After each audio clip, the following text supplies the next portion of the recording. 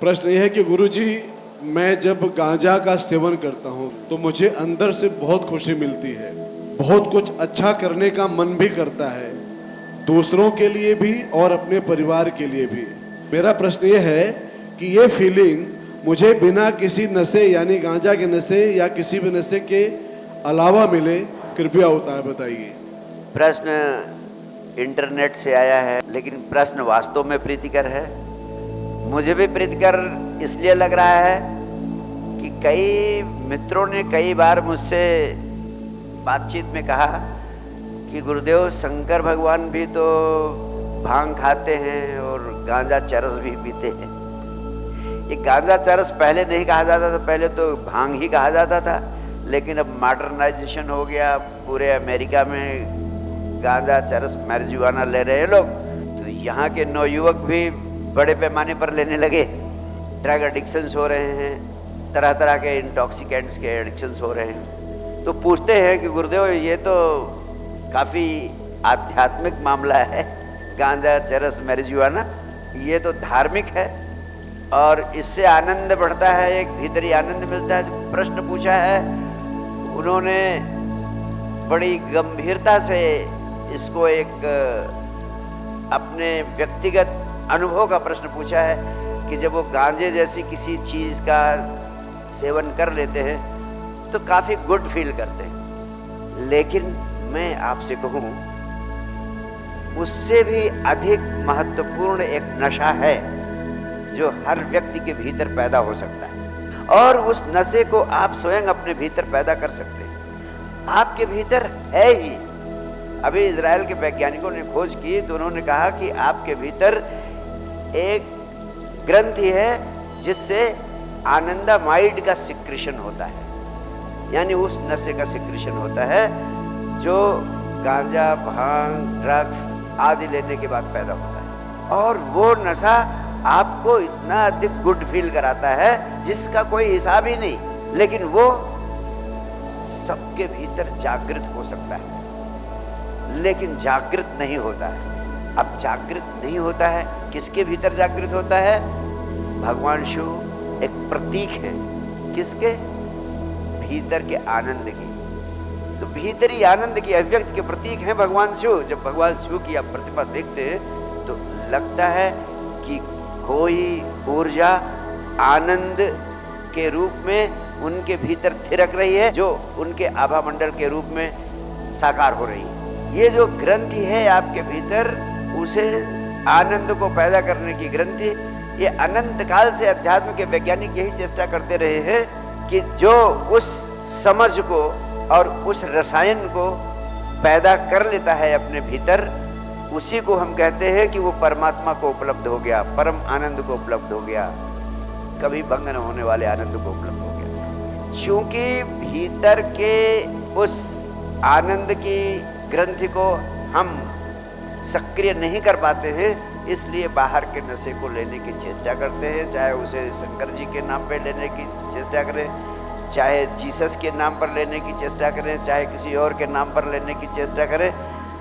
लेकिन 2-3 बातें इस संबंध में आपसे कहूँगा। पहली बात तो ये है कि जो कुछ मैं विज्ञान आपको दे रहा हूँ, इसको समझाने की चेष्टा की, जागरूकता का रसायन दिया, सजगता का रसायन दिया, हर पल आनंदित रहने के लिए पल पल हर क्षण में जीने का विज्ञान दिया। ये अगर आपकी जीवन शैली के अंग बन जाए तो आपके भीतर ऐसी रसधार पैदा होगी, ऐसी आनंद की तरंग आपके भीतर पैदा होगी कि आप तो आनंदित होंगे ही, जो आपके संपर्क में आएगा वो भी आनंदित होने लगेगा। ऐसा नहीं है कि मैं खुद ही आनंदित रहता हूँ, मैं चाहता हूँ कि आपके भीतर वो नशा पैदा हो, वो संगीत पैदा हो, वो तरंग पैदा हो, वो रासायनिक परिवर्तन आपके भीतर हो, जिससे आपको तो आनंद मिले ही, जो आपके संपर्क में आए वो भी आनंदित होने लगे। और इसका एक ही उपाय है, और वो उपाय है 24 घंटे में आधे घंटे संजीवनी क्रिया का अभ्यास करो और 23.5 घंटे जागरूक रहो, सजग रहो, साक्षी भाव में जियो। साक्षी भाव में जीने की कला सीखो, जागे हुए जीने की कला सीखो। छोटी छोटी जो बातें बताई मैंने उनको जीने का अभ्यास करो।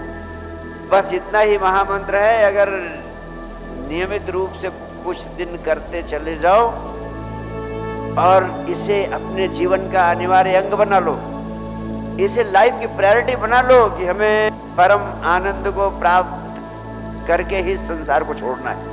जिस व्यक्ति ने इसे अपने जीवन की टॉप प्रायोरिटी बना ली, केवल रोज डायमंड डायरी में लिखो कि मैं परम शांति परम आनंद का अनुभव किए बिना इस संसार को छोड़ूंगा नहीं, ये लिखो। इसे मैं अपनी जिंदगी की टॉप प्रायोरिटी घोषित करता हूँ, लिखो डायमंड डायरी में।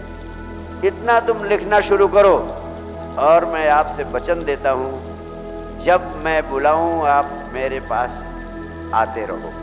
क्योंकि कुछ चीजें हैं जो पास आने से ही उपलब्ध हो सकती हैं।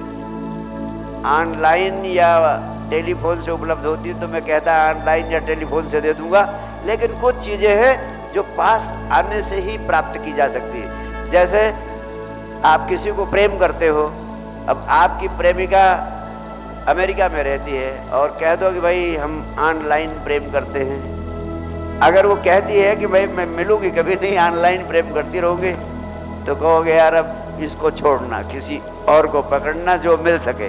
तो गुरु और शिष्य का संबंध भी ऐसा है कि ऑनलाइन थोड़ा थोड़ा तो चल सकता है, लेकिन पूरा पूरा नहीं चल सकता है। तो आप अपनी जिंदगी की प्रायोरिटी बनाएं कि मुझे इसको प्राप्त के बिना संसार नहीं छोड़ना है। और मैं आपको वचन देता हूं, आपके भीतर ऐसा नशा पैदा कर दूंगा जो आपको तो नशे में ले ही जाएगा। जो आपके इर्द गिर्द आपके संपर्क में आएंगे वो भी उस नशे से सराबोर हो जाएंगे। और अध्यात्म तो नशा पैदा करने का नाम ही है। जैसे जिस नशे की तरंग में मैं रहता हूँ वो तो गांजा चरस marijuana से कई गुना ज्यादा शक्तिशाली, कई गुना ज्यादा पावरफुल है। और मैं आपको बताऊं, ये नशे तो आपको पशुता की ओर ले जाते हैं। यानी आप इन नशों का प्रयोग करेंगे तो आप आदमी से नीचे गिर जाएंगे। क्या हो जाएंगे? पशु। क्यों? क्योंकि ये थोड़ी देर नशा रहता है, उसके बाद जब ये उतरता है तो बड़ा दुख देता है। लोग कहते हैं हैंगओवर भी होता है, कुछ पीड़ादायी होता है। और जब आप ये नशा उतरता है तो आप फिर से सारी पीड़ा, सारी दुख, सारी चिंता घेर लेती है आप। दूसरे इसका नुकसान ये है कि आपको शरीर के तल पर बीमार कर देती है और मानसिक रूप से नपुंसक कर देती है। और मानसिक रूप से ही नहीं, अब तो वैज्ञानिक शोध कहती है कि ये नशे की चीज़ें, गांजा, भांग, marijuana, शराब, ड्रग्स, ये आपको मानसिक तौर पर ही नपुंसक नहीं करते, शारीरिक तौर पर भी नपुंसक कर देते। तो ये तो जहर है जो आप लेते हैं, फिर आपके शरीर को नष्ट करता है, आपके मस्तिष्क को नष्ट करता है, आपकी आत्मा को नष्ट करता है, आपकी बुद्धि को क्षीण कर देता है, कुंद कर देता है, पशुओं की तरह संज्ञा शून्य कर देता है।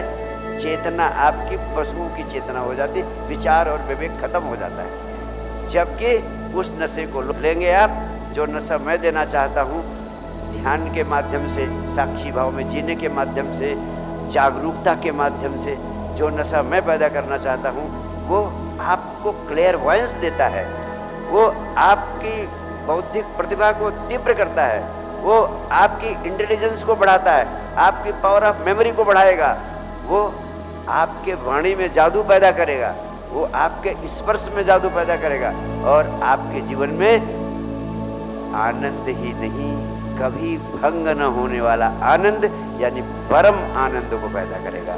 बहुत बहुत प्यार, बहुत बहुत आशीर्वाद।